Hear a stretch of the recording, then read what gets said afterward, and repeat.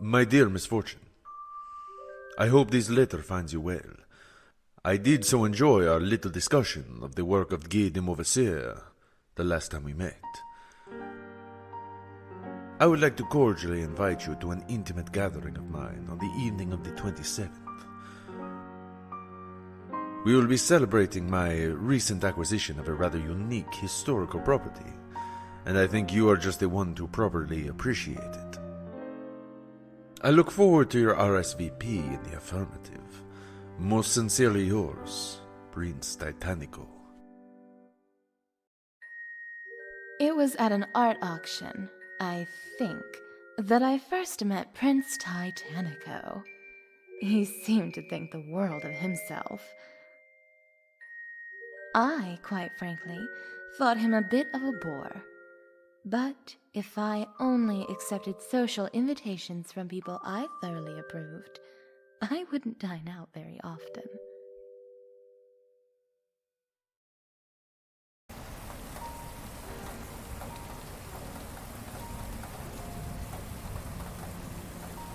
I stepped onto the curb from my limo and laid eyes on the place for the first time. Gothic gargoyles loomed ominously over the old house, and creeping vines wound their way up its walls, as though trying to strangle it. The prince had been right. It really was to my taste. Good evening, ma'am. May I have your name?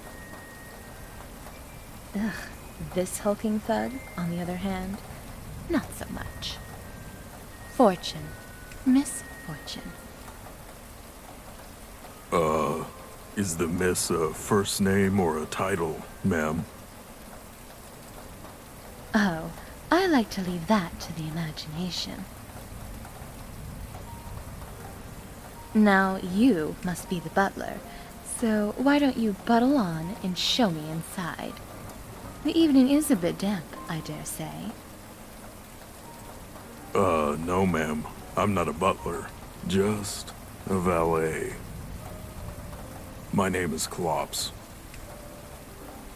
Oh my, what a terrible shame. Well, butler, or valet, you do open doors, don't you? Yes, ma'am. Right this way.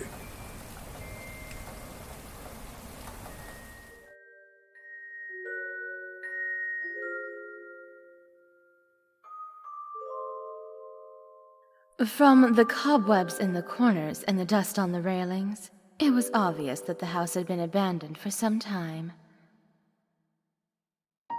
Some high society guests might have been insulted to be invited to a venue in such ill repair, but it didn't bother me. I realized that the house had been preserved as it was for the effect. Misfortune has arrived. Ah, Misfortune, good evening. There are refreshments on the side table. Please do help yourself. Why, thank you. So, are you the butler? Or are you going to tell me you're just, I don't know, the concierge? Butler? No, no, no, no, no, no, no, no, no, no, no. I'm not a servant. I am a close friend and trusted advisor to our dear prince. The Grand Magus of his court, if you will. My name is Horatio. Charmed, I'm sure. My dear Misfortune, how are you, darling? It's so good to see you again. Comtesse de Clecitra. Yes, it's been just ages, hasn't it? I should have known you to be here. You're never one to miss an event on the social circuit. I dare say I needed something to cheer me up after my late husband's funeral, and an evening like this is just the thing.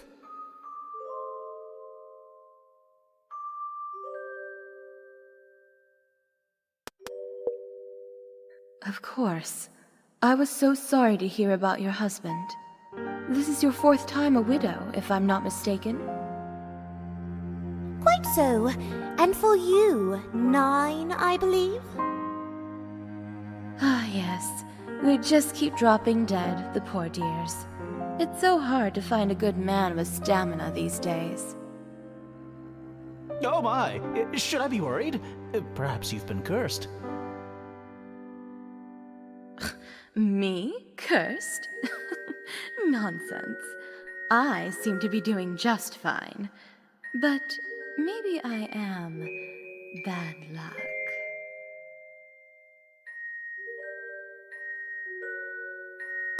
Let me see. When exactly was it that we last saw each other? It must have been at the Emperor's ball.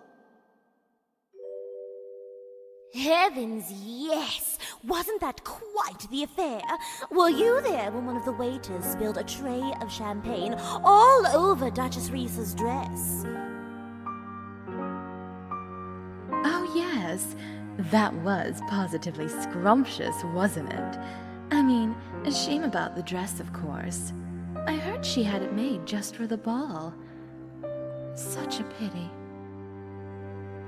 Well, given how many people come out nowadays, it was bound to happen to someone.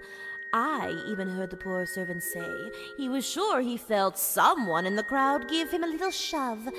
Can you imagine? Surely not. These are high lords and ladies we're talking about. No doubt the man is just making excuses for his clumsiness. You're probably right.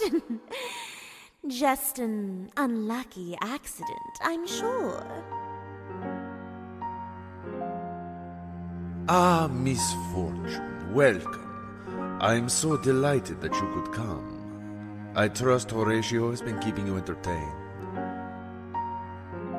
Oh, yes. La Comtesse and I were just scandalizing your court jester.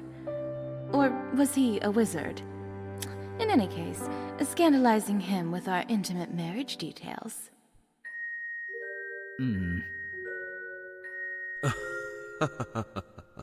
Of course you were. So tell me, what do you think of the house? I must admit, when I first came into this little period piece, I immediately thought of you. It seems melancholy, mysterious, and maybe just a little macabre. So yes, I quite like it so far. Excellent. I'm glad to hear it. I will take you on a more detailed tour shortly, but we are still waiting for more guests to arrive. And what timing! Here they are now. Miss Charisse and Miss Leah have arrived, sir.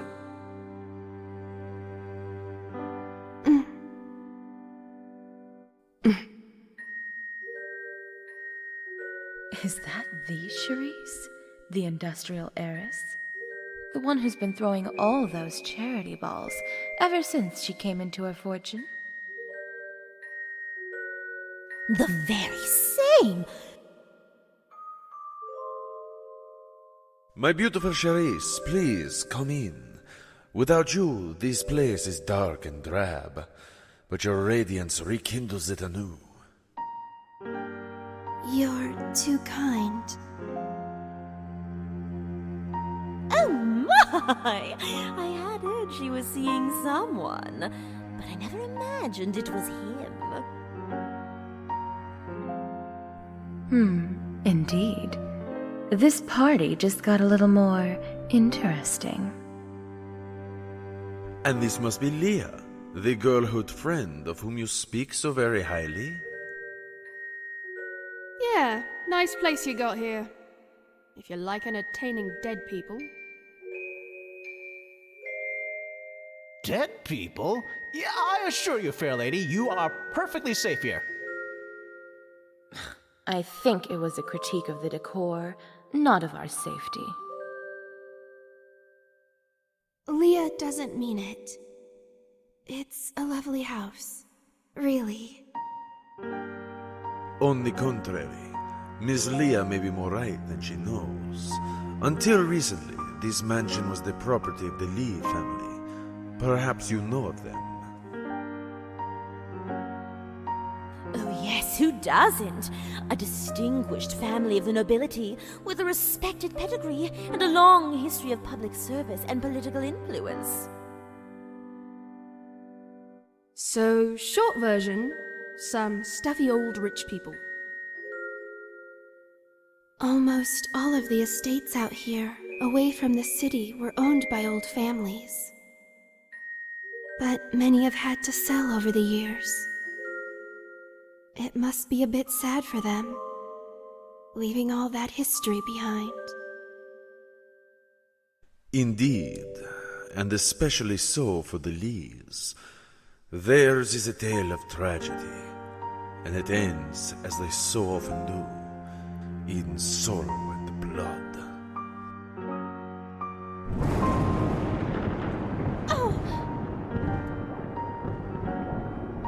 Come, the house itself will tell its share of the tale.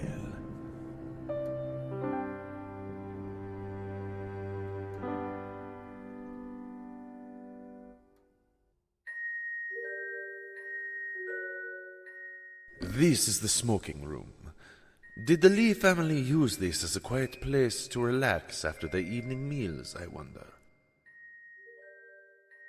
Or was this the proverbial smoke-filled room where secret deals would be struck and the fates of nations decided?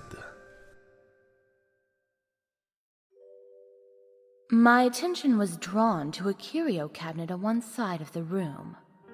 Some of the items within rather struck my fancy. This cabinet, are these items originals? I believe so. I have endeavored to change as little as possible about the house since acquiring it. The Lees were well known as eclectic collectors.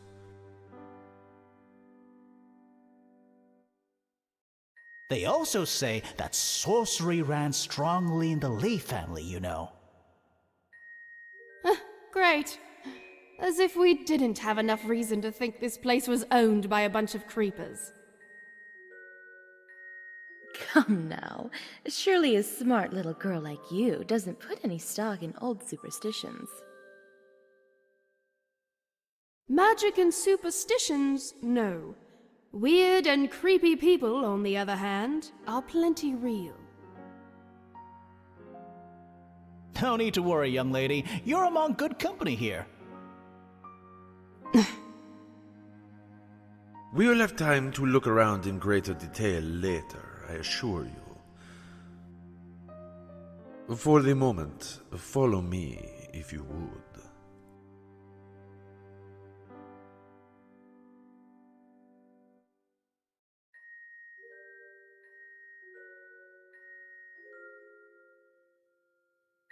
They called this the king bedroom, home to the master of the house.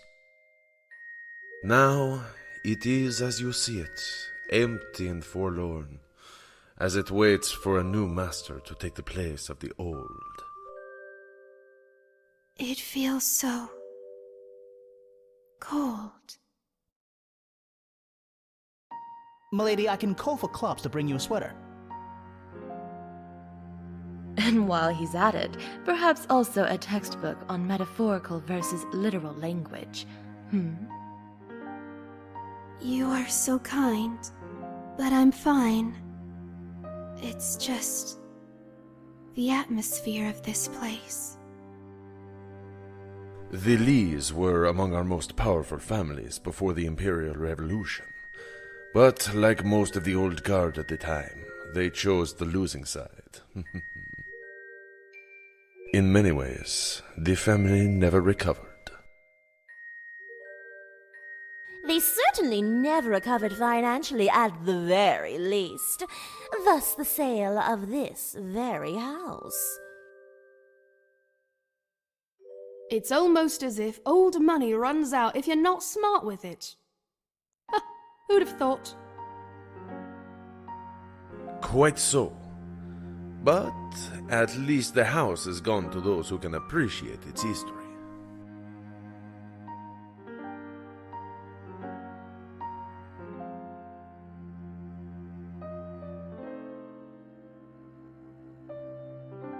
This is the Queen bedroom, and it has a fascinating story. It is said that the famous Senator Lamika Lee herself met her end in this very room during the final days of the Revolution. Yeah, I remember learning about that. She was one of the staunchest supporters of the Old Republic. And she was killed here? In her own bedroom? That's so terrible. By all accounts, she did not go down without a fight. Revolutionary soldiers had stormed the grounds, but none who came in here survived. They even say that she sustained herself for days on the blood of the soldiers who kept coming for her. Well, points for ingenuity. I'll grant her that.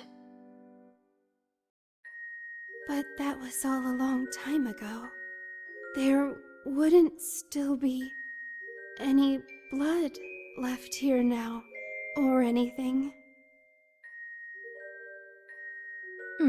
Really? With all the red, it's rather difficult to say, isn't it?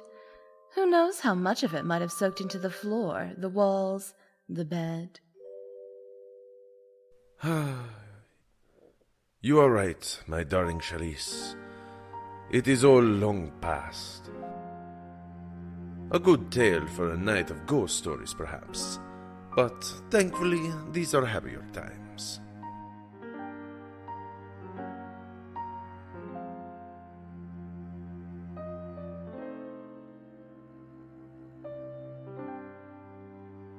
And here we have the dining hall.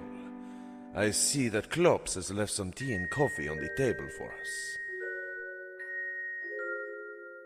And orange juice, too, I hope. I'm running rather low. All this dry air, you know? I'll see to it, sir.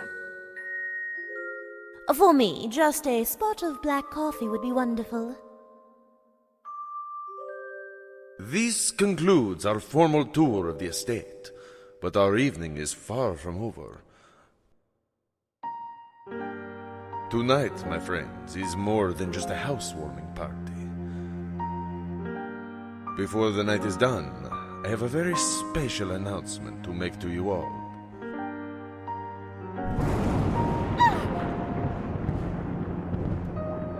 But don't worry, my dear. You are safe with me. Thank you. I was just a bit startled. Oh, heavens, yes! The light's going out! What horror! I dare say I may faint myself, delicate flower that I am. Flower? A noxious weed, perhaps? Please, Misfortune, allow me. I've got you now. Oh, what would we do without you? On second thought, you can unhand me. I seem to be quite all right. Good, good. Because there's nothing to be worried about. It's just a little blackout. Would you be so good as to check the breaker then, my dear Horatio? Yes, of course. My talents will shed some light on all of us in no time. I absolutely adore these old homes, but they do so often have problems with the wiring, don't they? Excuse me, boss. Sir, there's a telephone call for you. A call for me? Here? How mysterious. You must excuse me, my dear guests. Klops will fetch some candles for you so you can look around while Horatio works his magic on the lighting. I will return very shortly.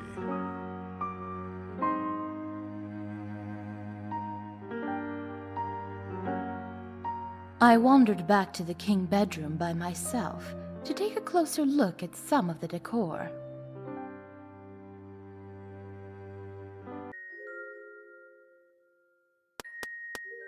The elaborate carvings on the wooden bedpost intrigued me. Spirits and demons of all sorts circled and surrounded any lord who might sleep in this bed.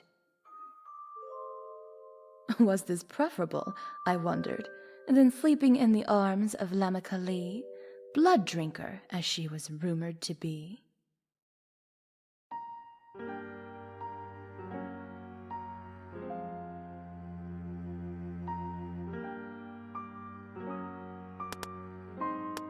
The air in the old house was still and thick with dust.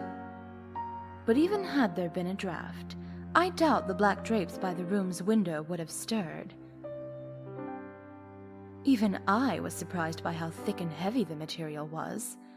No sunlight would have pierced its way into this room against its occupants' wishes. That much was certain. Looks like our court magician has managed to conjure back a little light for us after all.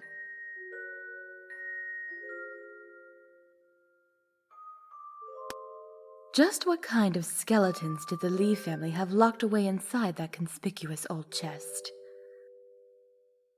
I must confess, I have a terrible weakness for things that are locked up to keep me out of them.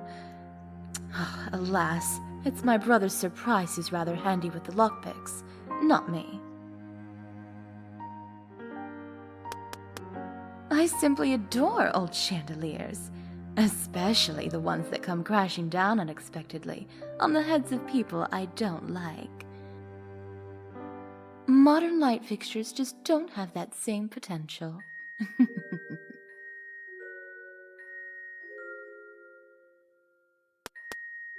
For just the slightest of moments, I considered collapsing into the antique red chair in the room's corner. After all, we'd spent the evening on our feet, traipsing about the house for the prince's little ghost tour. Then I remembered that spiderwebs don't just come out of nowhere, and that upholstery is a prime place for the little nasties to hide. I would have to remember to warn our doe-eyed little angel about that as well.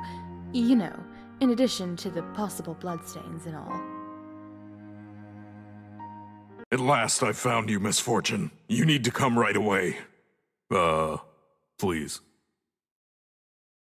Whatever is the matter? You look like you've seen a ghost with that one eye of yours. There's no time to waste, miss. You should see for yourself.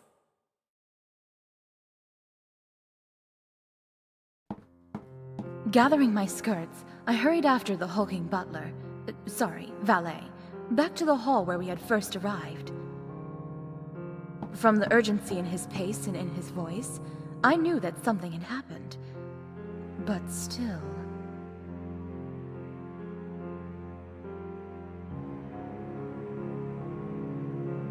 It was our host, Prince Titanico. He was dead. That alone wouldn't scare me. I was no stranger to dead bodies. But from the way he was lying, it was clear that his death was no accident. He'd been murdered. And that meant that someone in the mansion was the murderer.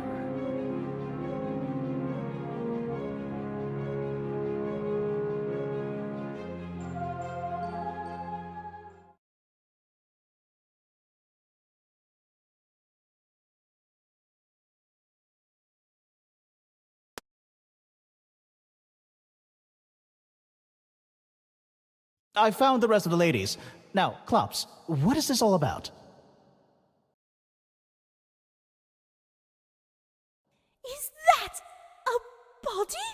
Here! Oh, positively horrid! Ugh! Everyone, shield your eyes! This is not a sight for fair sensibilities. The other guests stood in the doorway opposite myself and Klops. My eyes fell on our oh-so-sensitive ingenue, Charisse. If ever there was a time to faint for real, this was it. But she didn't. She just stared into the room, her eyes wide, glassy, and unblinking. Somebody needs to call the police! Yes, ma'am. Right away. It'll take them a while. We're ways out of the city. We shouldn't touch anything. Let's all go back to the dining room and wait for the police to arrive. No. What? We can't just sit and wait. We need to investigate. We need to see the truth with our own eyes. I'm with you on that, Sherry. Well, if our precocious little darlings are going to be poking about, I'm certainly not going to be left out. If you insist, then. My dears, please do be very careful. We won't disturb anything, Comtessa. I promise. That is not what I meant. It could be that whoever did this has not gone far. Oh.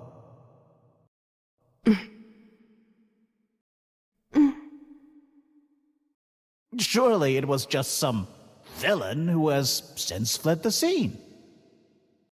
I'll keep an eye out, sir. Just nobody wander far, you understand? Perhaps it would have been more comforting to believe the culprit was some stranger, a shadow in the night that was now long gone. But it just wouldn't have fit the evening's theme, now would it? I had a hunch that there was something more afoot in the old manor that night, and I certainly wasn't going to trust anyone else to properly figure it out.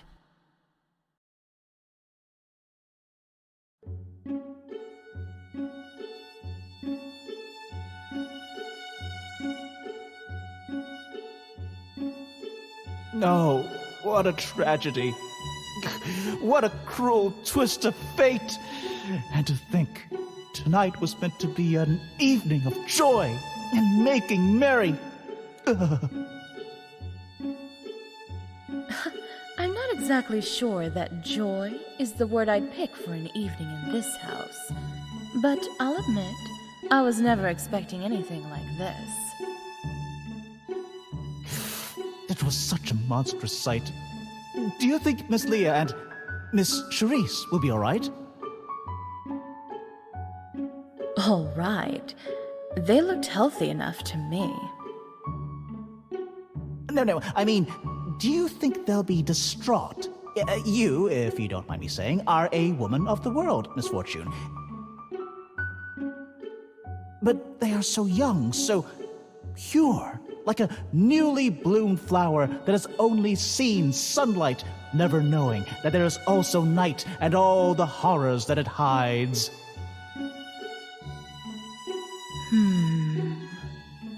A rose, by any other name, can still prick you quite nastily if you don't know what you're doing. I beg your pardon? Never mind, my dear Horatio.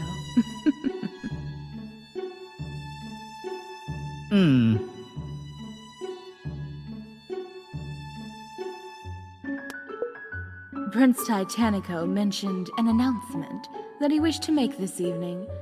Do you know what that was all about? Yes, or at least I think so. You mean you're not sure? You must understand, the prince was a man with a flair for the dramatic. He rather liked his secrets, and hence his surprises. That I don't doubt. In fact, I wouldn't put it past him to have staged his own death, just to leave us all in suspense. My dear friend did have rather unusual tastes, but I fear in this case it was not part of the plan. I see. So, are you going to tell me then? About what? About the announcement, of course. No, I think not. Oh? As I said, he liked his secrets. Telling you now, it just wouldn't be what he'd want. Well, if you do so insist on being obstinate, I suppose I will have to make do on my own. A true magician never reveals his secrets, Misfortune, nor those of his friends.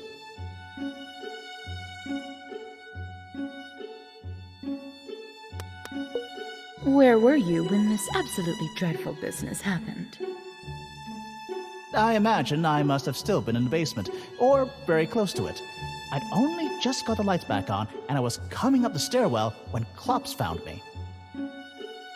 Was he the one to discover the body then?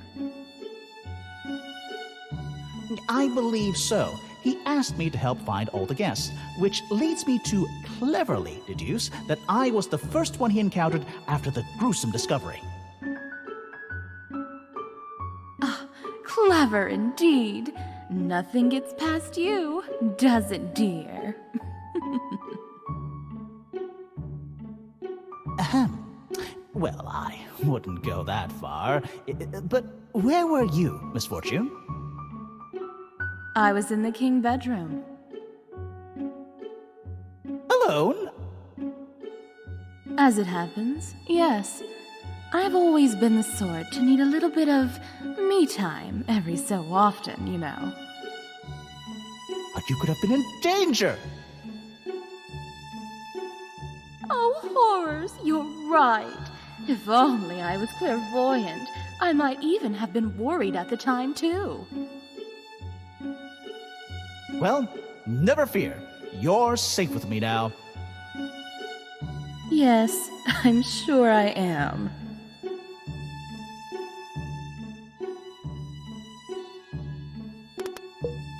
Horatio, how long had you known our dear departed host?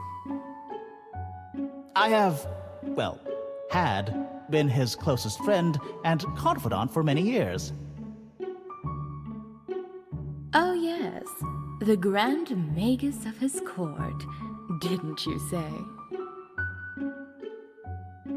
I did, but alas, though I can conjure a parlor trick or two, I could do little to foresee this unseemly doom.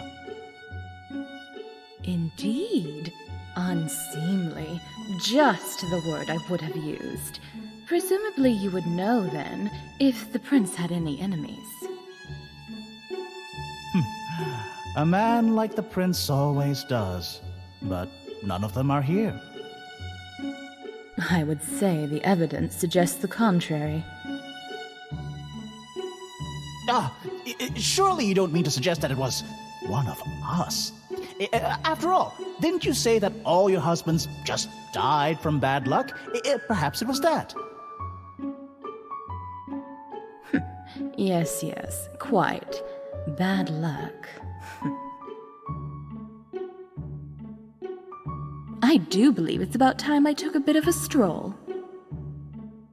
Do be careful, Misfortune, and please, if you have need of my talents... Worry not, my dear. If the lights happen to go out again, I'll know just who to call.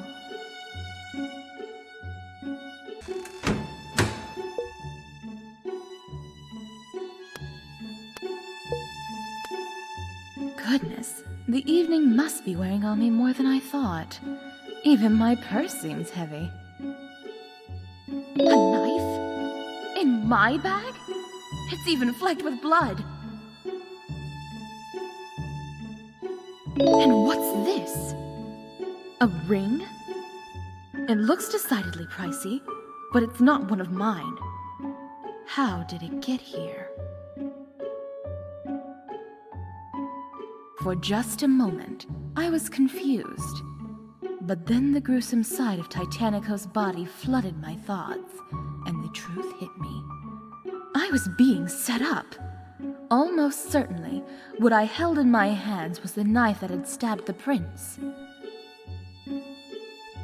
I don't know how it got in my purse, but whoever put it there had made a mistake. Because if there's one thing I know for sure, it's that anyone who tries to frame me for murder is going to regret